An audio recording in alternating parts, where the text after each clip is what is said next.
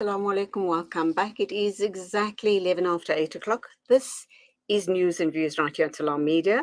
It's a cold Monday morning, and I reckon we are going to have more cold weather as the week plays out. We will be talking with the South African Weather Services about that issue. So, obviously, that's a bit negative. I don't like the cold weather.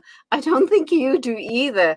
But the other big story of the day, a very negative story, something that's hitting us very, very hard as South Africans. And I kind of get a sense that obviously this situation is also playing out globally because of the war by the Russians on the Ukrainians. And I figure that that is one of the big issues why we find ourselves in one of the big issues that we find ourselves in this situation. But let's talk with Tshepo Kgadima. He is an independent energy and economic analyst and find out what he makes of it. And does this mean that we South Africans are going to be reeling for a long time to come? Tshepo, a very good morning. Welcome to the program. Thank you very much, and greetings to yourself and to the listeners of Salam Media. Not good news for us at all as South African consumers, obviously, because once the petrol prices reach these unacceptably high levels, there's kind of no recovery at all because other commodities as well increase. But when the petrol price goes down, we're unable to recover from the other commodity increases. Why does that happen? What is it that we ought to be doing and government ought to be doing to protect us as consumers? Look, the government of the day has got ample instruments, and specifically, they have at their disposal the Central Energy Fund Act, which they have failed to implement since the dawn of democracy.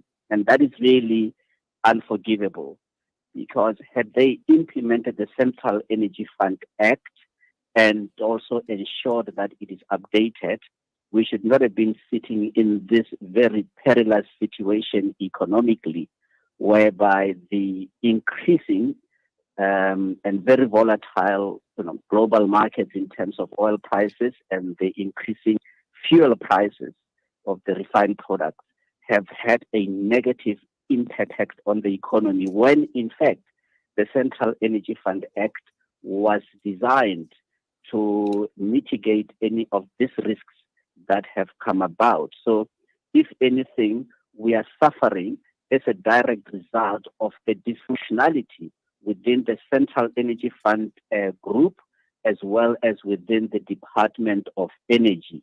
That's really where the bane of our problems arise. And hence we are now in a situation whereby we are going to continue to see a rise to levels of unaffordability, which then brings about instability in the nation, where we could see riots, because we are going to see rise not only from the fuel price, but directly resulting from the fuel price.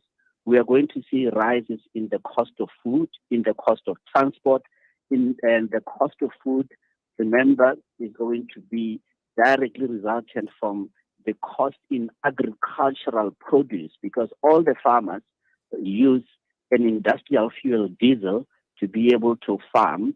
They rely on chemical fertilizers which are derived from oil. And if we had implemented Central Energy Fund Act, one of the things that our president could have been leading us out of, or really leading us towards, would have been where he should have been at the forefront of negotiating with friendly nations in terms of our foreign policy or our international relations policy, whereby we can be able to negotiate discounted oil price, as opposed to a situation where now we are a price taker on the global oil market. So we are not in that position because of the failure and the ineptitude, as I say, going even to the highest office in the land, because the president now is not even saying a word in terms of assuring this nation what is he going to do in this situation where we are in, whereby we don't even have any more oil reserves, which we can say we could use to be able to offset the increasing oil prices and ensure that the economy can continue to function. Oil prices, as high as they are, this economy is going to continue to be in a decline. Undoubtedly, our government seems to be failing us with every passing day. Let's understand what and how the Central Energy Fund Act can be introduced, how it's going to help us as ordinary citizens, and why is it that government is sitting on its hands? Because as you've indicated, you're not the first analyst that is suggesting this, is that if this issue is not contained, the fuel price hike and other commodity price hikes, we could see an uprising even more serious than last year July's uprisings and riots in KZN. Well, I think it's about time that we have to demand of the Minister of Energy, of the President himself, as well as the Minister of Finance, to have to really, put aside everything else and prioritize this matter, because this is fundamental to the security of state of South Africa. Energy prices, when they are uncontrolled as they are. Let's say, look at, for example, you are asking, what could the Central Energy Fund Act be assisting us in? Had it been implemented as written, South Africa should have now having its very vast coal reserves. Eskom should not have been at the mercy and being pillaged in the manner that it is by the major coal mining companies. Because Central Energy Fund Act, through its subsidiary company, should have been able to provide all the coal that Eskom requires at the least cost possible. Secondly, the Sasol refinery, which is in Secunda, could have and must have been expanded. And this would have been possible through Petro SA, which has got the requisite technology to be able to then convert coal as well as gas into synthetic fuels and other petrochemicals that we very much need for our industrialization. But what we have seen happen is that there has been a deliberate act by government of the day to not only kill Petro SA, but also to kill any of the companies within the Central Energy Fund Group from doing that which is already in legislation, and therefore making this country to be energy insecure as it currently is.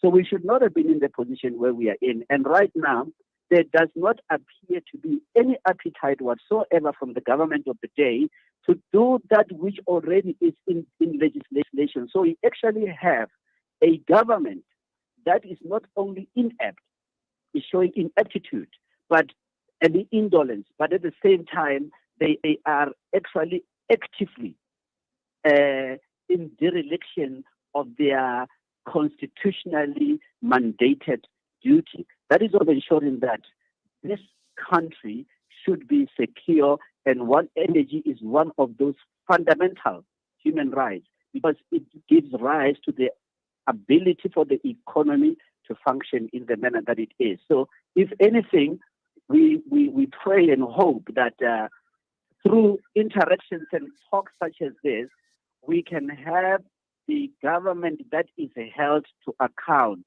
But if anything, I think most South Africans would now be in a situation where they believe that the elections could not come soon enough, because unless there is a change, the government of the day, I cannot see them in their current form doing that which in any case already is statutorily enacted or is statutorily provided for.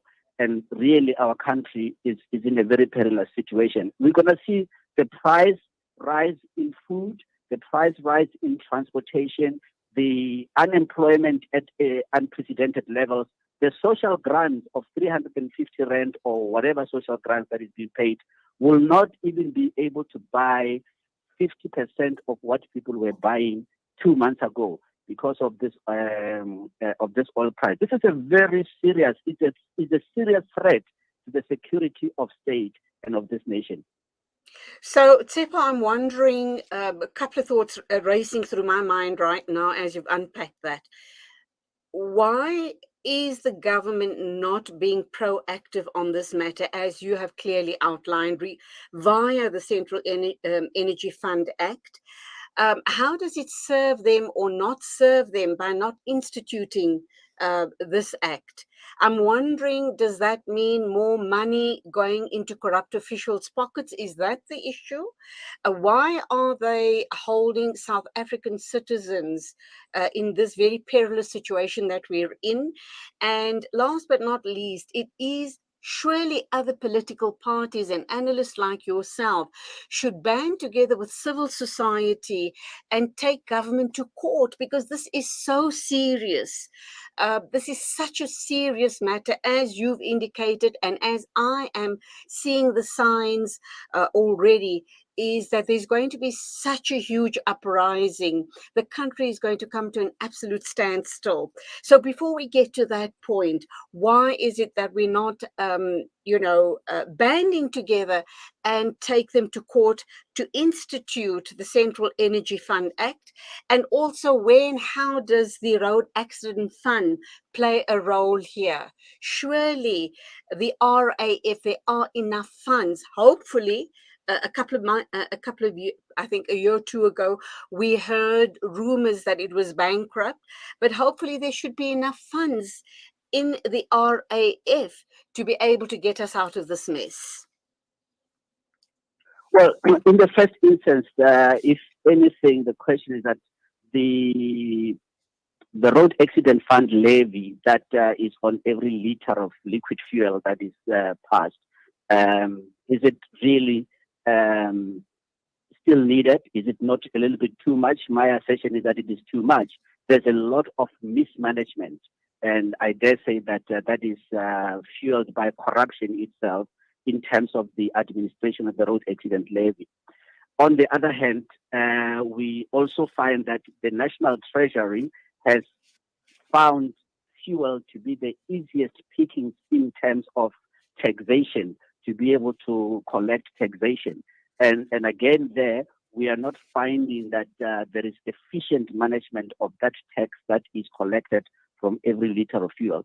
Now, why is government failing, or really showing no intention or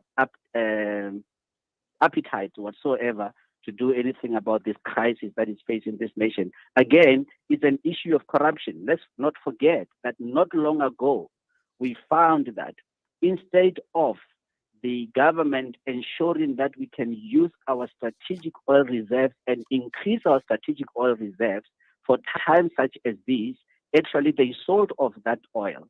And after the so-called sale was purportedly reversed, 2 months ago, the Minister of Energy then announced that no, they have once again sold that oil, which in turn means that the Strategic Fuel Fund does not even have 1 liter of reserves anymore. But even if they do have the reserves, the government has not taken measures to ensure that in times such as these, you can be able to then use those oil reserves to give them to the private refineries. We have seen a policy whereby there has been discouragement of investment into the refining sector.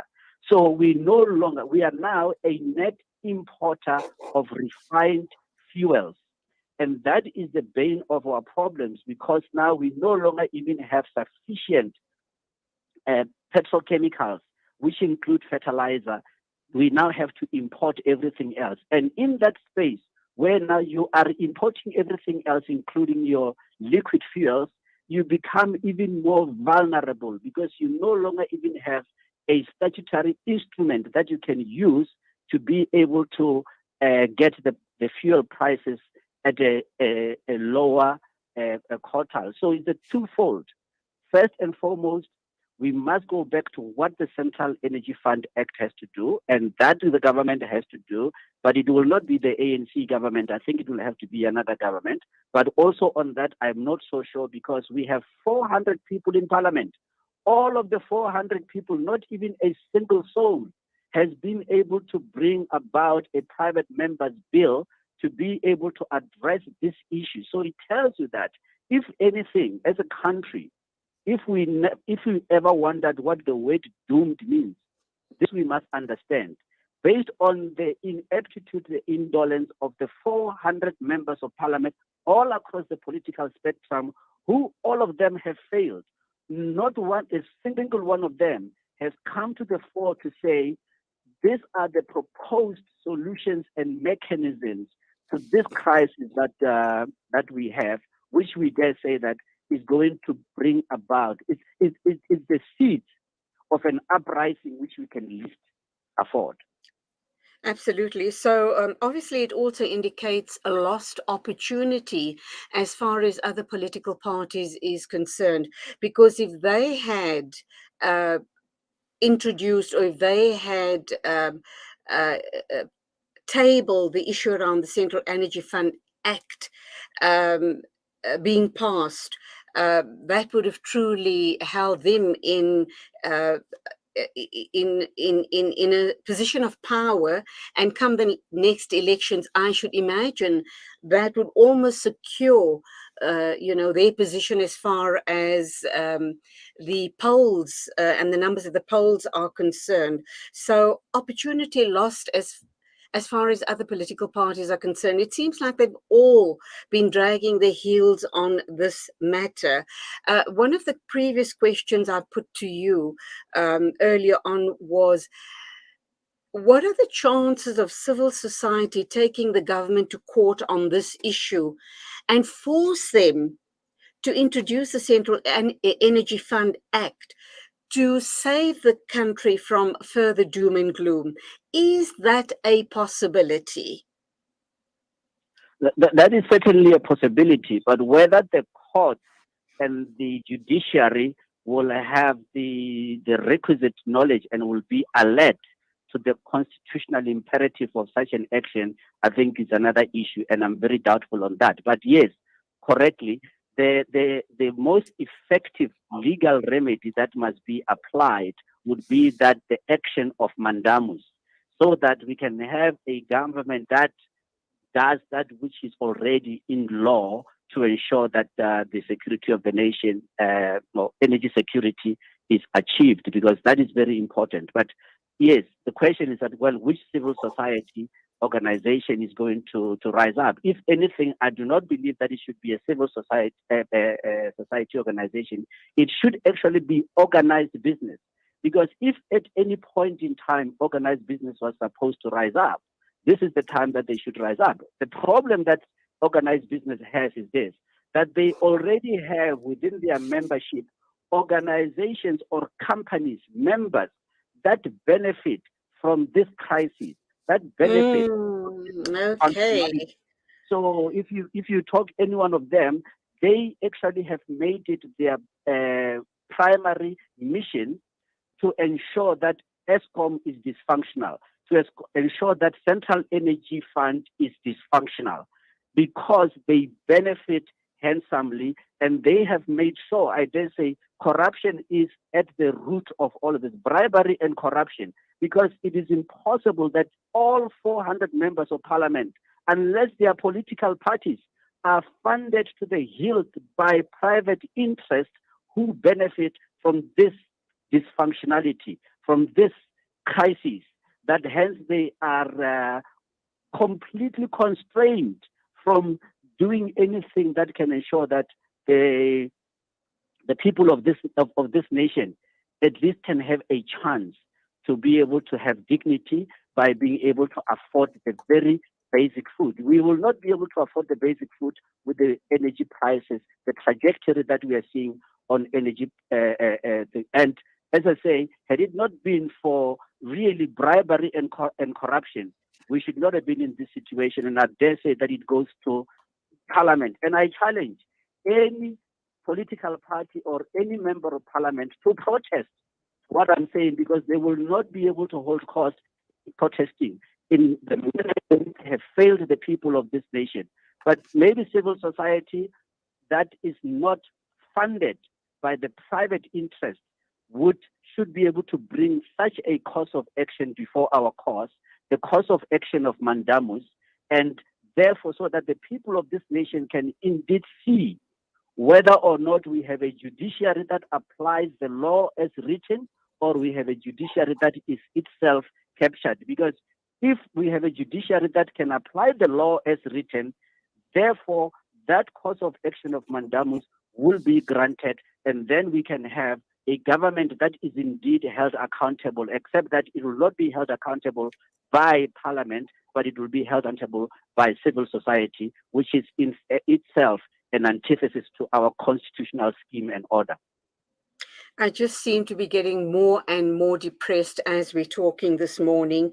I guess you and I are still in a situation or a position of leading a comfortable life as we possibly can. But I'm worried about the poorest of the poor, and I'm worried about a possible uprising. But having said that, Tshepo, let's look at a few other issues. Just very quickly give us an overview of the cause of action of Mondamus. What does it exactly mean? How can it serve us as the general public? I also want to look at the issue of why was our oil reserve sold and what has happened to those monies? Well, the course of action of mandamus is actually a course of action whereby you go before the court to force a government department or a state entity to do that already is legislated in law. So I've spoken at length that Central Energy Fund Act has not been implemented, hence we are in this crisis. The people that are supposed to enact that or bring into application the Central Energy Fund Act is the Department of Energy as well as Central Energy Fund Group itself. That has not happened. So that is a course of action that is urgently required in the courts. We need that. As far as the oil reserves that were there, which were held under the Strategic Fuel Fund, that were once sold in 2015 by the erstwhile Minister Tuma Peterson, that was purportedly reversed in the courts. But now, 2 months ago, when following the Russia-Ukraine crisis, which resulted in oil prices breaching the $100 mark, we saw Minister Mantashe with Minister Godongwana saying that in order to give a relief measure, they were then going to resell that 10 million barrels so that then they offset with those monies the levy. So effectively, because National Treasury or the South African Revenue Service would have then lost out on the revenue with the reduction of the oil price from the levy, a reduction of the fuel price from the levy.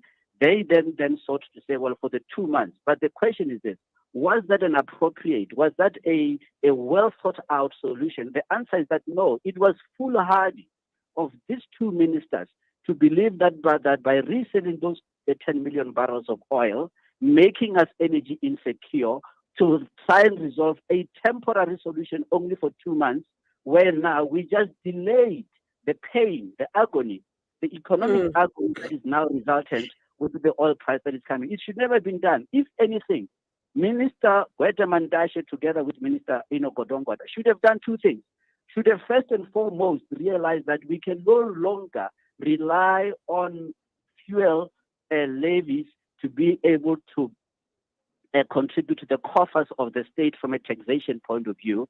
And secondly, they should have themselves ensured that, or Minister Mantashe should have ensured that we go back to the original purpose and intent of the Central Energy Fund Act and put that into action and get the president, no less, to lead in the effort to negotiate for cheaper oil, particularly from the non-OPEC members, so that we can pay less per barrel of oil, which then should be refined in this country as the Act so dictates. So what we've seen them fail. We've seen them putting a bandage on where actually the wound requires surgery, but they put a bandage. And now that bandage hasn't served us any well. This coming week, we're going to see a fuel price increase that has been unprecedented. What does that mean for Eskom, which, by the way, burns so many millions of liters of diesel, I think 40 million liters of diesel a month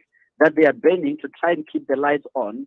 in this environment, with the oil prices where it is, with the Central Energy Fund having failed to provide required coal and having failed to refine coal and gas into liquid fuels, this situation, it's urgent. But as I say, if you have even the president who is not alive to these risks that are facing our nation, what more can we expect of his ministers? Absolutely. My final question to you then.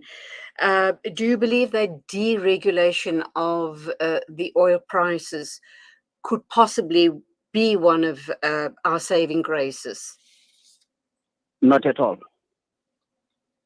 Why We are not? going to see incidences of profiteering because we've got oligopolies in South Africa. So the cartel of the multinational oil companies that are refining oil here, if anything, they are going to see this as a greatest opportunity to profiteer at unprecedented levels when you have got the deregulation. So if anything, it is not even appropriate solution for our nation. We're going to see profiteering at unprecedented levels.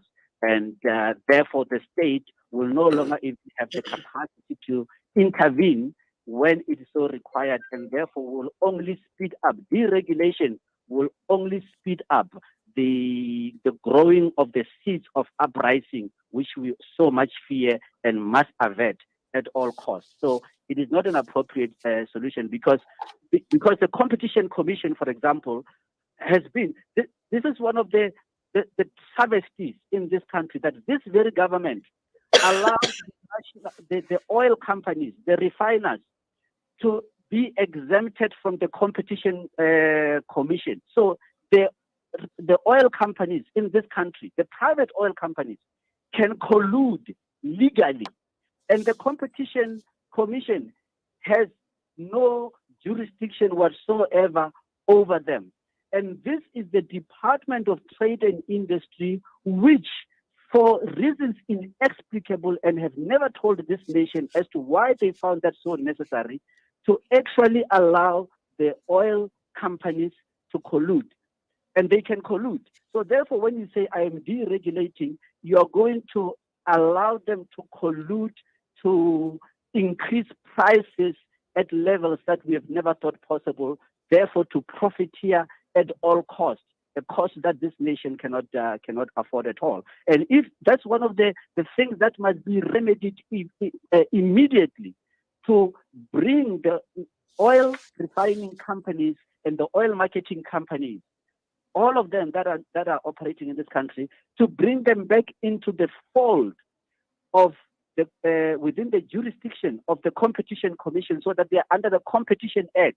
Because right now, it's free for all. In fact, you don't even have to talk about deregulation because they are importing refined fuel. Remember, when we talk about the oil price, we are talking about the price of the crude oil. But crude oil. That we have got so many refined products: diesel, jet fuel, paraffin, petrol, that are now imported because most of our refineries have, in any event, been closing down or have closed down and are operating at much lower capacity than what they were built, designed for. And this is a cocktail of problems that we have. Let's say, when you have got an indolent and inept government, ministers, a cabinet, as we do together with parliament, then we are really in a very perilous state as a nation, because there doesn't seem to be appreciation.